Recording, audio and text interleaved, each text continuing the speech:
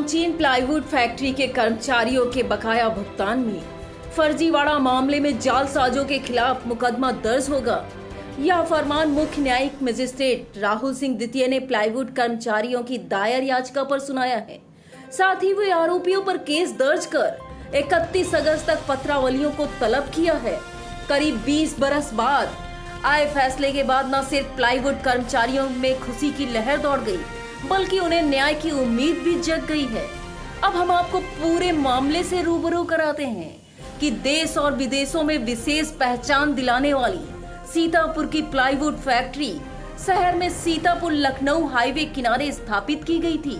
1939 में करीब 150 बीघा जमीन पर इंग्लैंड के रहने वाले Mohammad Ismail Henry Thomson, mister जी ने थॉल मैसेंजर, GWM अलेक्जेंडर ब्लीटल के नाम से इस प्लाईवुड फैक्ट्री की नींव रखी गई थी। इस फैक्ट्री में 25% हिस्सेदार भारतीय मूल के कानपुर के रहने वाले गोपाल कृष्ण सिंघानिया, विजयपत सिंघानिया व हरशंकर सिंघानिया थे। 1980 में दोनों फाउंडर पार्टनर फैक्ट्री को हेनरी थॉमसन को छोड़कर भारत से इंग्लैंड चले गए थे।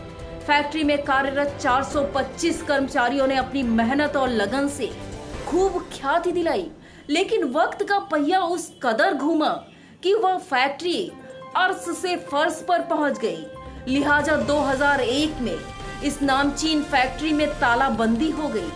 तब से यहां कार्यरत करीब 425 श्रमिक अपने बकाया भुगतान की लड़ाई लड़ रहे हैं, लेकिन कहीं भी उनकी सुनवाई नहीं हुई।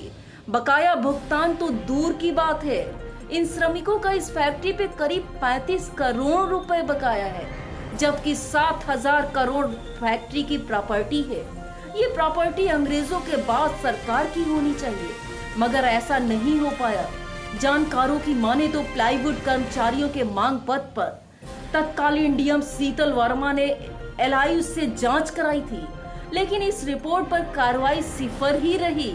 उनके स्थानांतरण के बाद फाइल ठंडे बस्ते में चली गई। नतीजतन प्लाईवुड कर्मचारियों को मजबूरन CGM कोर्ट में याचिका दायर की। सुनवाई में CGM राहुल सिंह द्वितीय ने इस मामले में जालसाजों पर केस दर्ज कराने के साथ ही 31 अगस्त तक फाइल प्रस्तुत करने को कहा है। यह फैसला आने के बाद प्लाईवुड कर्मचारियों में खुशी की लहर दौड़ गई। इस मसले को लेकर प्लाईवुड कर्मचारी यूनियन के लीडर आर्य बंधु और अधिवक्ता संजय ने पत्रकार वार्ता में जानकारी दी। कर्मचारी 20 वर्षों से संघर्ष कर रहे हैं कि हम लोगों की जीवन में जो सर्विस की कमाई है वो मिल जाए। हम लोग जिला प्रशासन से लेके राज्य सरकार तक का सभी से निवेदन करते चले आ रहे हैं और धरना प्रदर्शन भी किया, आंदोलन भी किया, परंतु जिला प्रशासन ने इस बात को संज्ञान में लेने का कष्ट नहीं करते हैं कि इसमें क्या फ्रॉड है, क्या गलत है, जिसकी वजह से इसमें अभी जितनी भी कार्रवाई हम लोगों ने जब देखा कि प्रशासन नहीं सुना है तो हमने न्यायपालिका में अपना दरखास्त लगाई, जिसपे न्यायपालिका ने बहुत ही अच्छे तरीके से हमारे संज्ञान को लिया और सारे विषय को, भ्रष्टाचार के विषय को लिया, जिसमें मुख्य चीजें ये हैं कि प्रॉपर्टी की ओनरशिप हेनरी थॉमसन की है, जो फेरा एक्ट और फेमा एक्ट के तहत इसको बेचा ही नहीं जा सकता था और न बेचा गया। हेनरी थॉमसन और पीएल टंडन चार्टर्ड अकाउंटेंट की मिली भगत से चार्टर्ड अकाउंटेंट पीएल टंडन और हेनरी थॉमसन और मोहम्मद जफरुल्लाह की मिली भगत से एक गलत सौदा करने का प्रयास किया गया।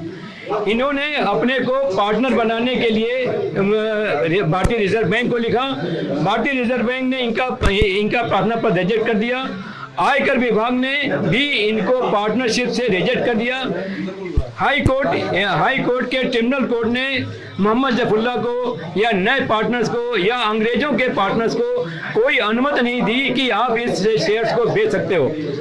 भारतीय रिजर्व बैंक ने आदेश किया था सन 76 में कि अंग्रेजों को कि आप अपनी गतिविधियां बंद करके ये संपत्ति को भारत सरकार को सौंपिए, भारतीय रिजर्व बैंक को दीजिए और सारा डिटेल बना के दीजिए, सब कुछ रिकॉर्ड में लिखा हुआ है। परंतु इन्होंने सौदेबाजी करके, अंग्रेज ने, थॉमसन साहब ने सौदेबाजी करना शुरू किया, जिसका परिणाम हुआ कि हम लोग भुखमरी की कगार पे आ गए। हम लोगों का पैसा मार दिया गया, प्रोविडेंट फंड का पैसा काटा जाता था वो भी दैया ने हमारा मार दिया गया और जमा नहीं किया गया। और हम लोगों का बकाया वेतन, जिंदगी की सर्विस की ग्रेच्युटी, कंपनसेशन कुछ भी नहीं दिया गया और फैक्ट्री को अवैध तरीके से बंद करने का घोषित करने का प्रयास किया गया, जबकि लेबर डिपार्टमेंट के द्वारा फैक्ट्री को बंद घोषित आज भी नहीं किया गया है। हम लोगों का क्लेम आज भी जीवित है।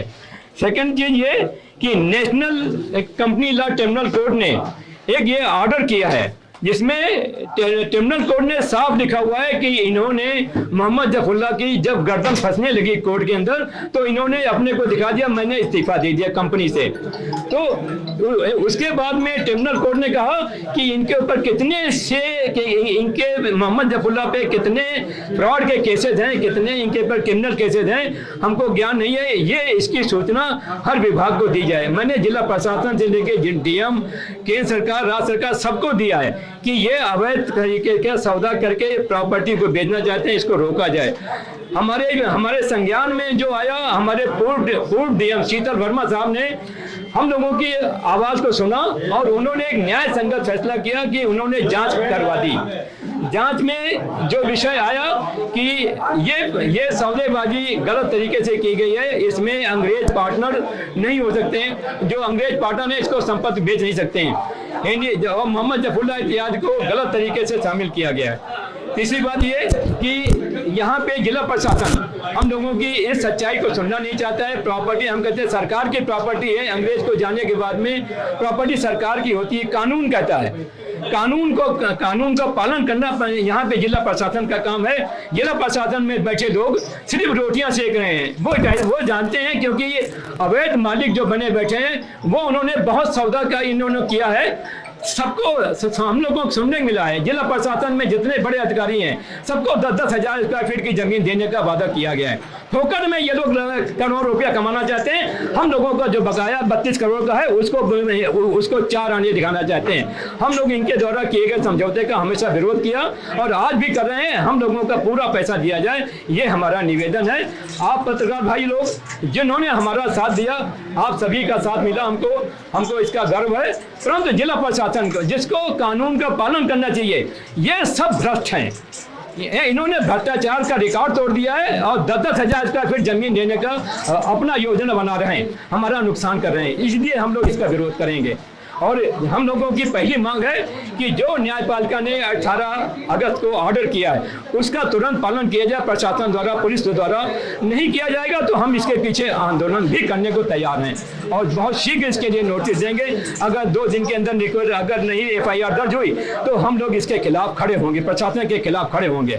और मुख्यमंत्री जी के यहाँ भी हमारा निवेदन गया हुआ है और आशा करते हैं कि हम लोगों की बहुत जल्दी वार्ता होगी। आपका नाम? मेरा नाम आर्या बंधु है, मैं प्लाईवुड कंट्राक्ट संगठन का शुरू से मंत्री हूँ। आप लोगों से मीडिया कर्मी यहाँ पे आए, इसके लिए आपका नमस्कार और धन्यवाद। हम आपको बताना चाहना चाहते हैं कि सीतापुर जनपद 3 चीज़ों के लिए काफ़ी मशहूर था, नईमीर धाम, अस्पताल और तीसरी थी प्लाईवुड फैक्ट्री। आप लोग देख रहे हैं कि आज हमारी तीसरी जो आन बान शान थी सीतापुर की, वो हमने खो दी है। इसका निर्माण हेनरी थॉमसन ने सन 1939 में किया था। उसके बाद जब 1987 में वो छोड़ के चले गए हेनरी थॉमसन, उसके बाद यहाँ पे बंदरबाट शुरू हुआ जो 149.10 बीघे जमीन थी और जो करोड़ों रुपए की मशीनरी लगी थी प्लाईवुड फैक्ट्री में, उसको अवैध तरीके से बेच दिया जा रहा है। और काफ़ी आपको बता दें कि 10 असो का जो एक हाउस था कंटोनमेंट जोन में, उसको भी बेच दिया गया करोड़ रुपए में का हाथ। और आज भी आप अगर इसकी जांच करेंगे तो कम से कम 100-150 प्लाट बेचे गए हैं अवैध तरीके से। और इसी संबंध में जो प्लाईवुड संगठन के मंत्री हैं श्री आर जी हमारे पास आए। हमने इनके पूरे डॉक्यूमेंट देखने के बाद मैं कोर्ट गया। कोर्ट ने हमारे डॉक्यूमेंट और हमारी बहस को सही माना और 18/8/2021 को आदेश किया कोतवाली नगर सीतापुर को कि आप इसकी प्रथम सूचना रिपोर्ट दर्ज करके 31/8/2021 तक हमको एक प्रति दें। मैं आप लोगों से भी अनुरोध कर रहा हूं कि आप वो एक दिन प्लाईवुड फैक्ट्री का दौरा करें, वहां पे देखें जो करोड़ों अरबों रुपए की मशीनें आई थी वो कहाँ गई, उनको किसने ये बेचा है। सीमा जफरुल्लाह, अरफान उल्लाह, मोहम्मद जफरुल्लाह, इन लोगों ने ही बेचा है। इन्हीं लोगों, 5 लोगों को कोर्ट ने नेम्ड भी किया है, 7 लोगों को 7 लोगों के खिलाफ हमने एप्लीकेशन दी थी। सीमा जफरुल्लाह, मोहम्मद जफरुल्लाह, अरफान उल्लाह, आदिल जफर और नावेद इरशाद और मोहम्मद आरिफ। आप बता दें, सीमा जफरुल्लाह हैं, इनके पति हैं अरफान उल्लाह, जफरुल्लाह, सॉरी जफरुल्लाह, उनके भाई हैं जफरुल्लाह के अरफानुल्लाह, और सीमा जफरुल्लाह के 2 बेटे हैं, आबिद जफर और आदिल जफर। ये भी उसको फर्जी तरीके से इसमें पार्टनरशिप उनको दिखा दी कि जबकि इनको कोई हक नहीं है। और साले हैं नाबिद इरशाद, पहले परिवार ने मिल करके पूरी तरीके से इसको प्रॉपर्टी को बेच रहे हैं। हमारी आपसे रिक्वेस्ट है, सीतापुर की आन बान शान जो कभी थी, इसको कैसे तहस नहस किया गया है, इसको आप ही इन्वेस्टिगेट कीजिए। पुलिस 31/8 तक का अगर एफआईआर नहीं भेजती है कोर्ट में, तो हम कोर्ट में आगे की कार्रवाई करेंगे। कोर्ट ने यह आदेश किया है कि इन लोगों के खिलाफ संज्ञेय अपराध बनता है, और पूरे हम आपको आदेश की कॉपी भी दे देंगे। संज्ञेय अपराध बनता है, लिहाजा इनके खिलाफ एफआईआर दर्ज करके इसकी विवेचना की जाए और कोर्ट में 31/8/2021 तक प्रथम सूचना की एक प्रत न्यायालय में प्रेषित की जाए। पत्रकार वार्ता में राजेश कुमार, सुंदरलाल, मोहनलाल, छोटेलाल, राजाराम, अजय कुमार, राजेश सिंह, सलीम, सुनील, निसार अहमद, महकूलाल, बराती, जगन्नाथ, जनार्दन प्रसाद, फरहत, मोहनलाल, रामकिशन, अजय प्रकाश, ज्वाला प्रसाद व अरुण कुमार आदि शामिल रहे।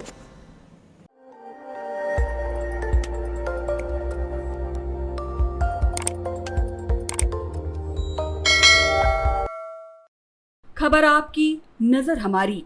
देखते रहिए आई इंडिया।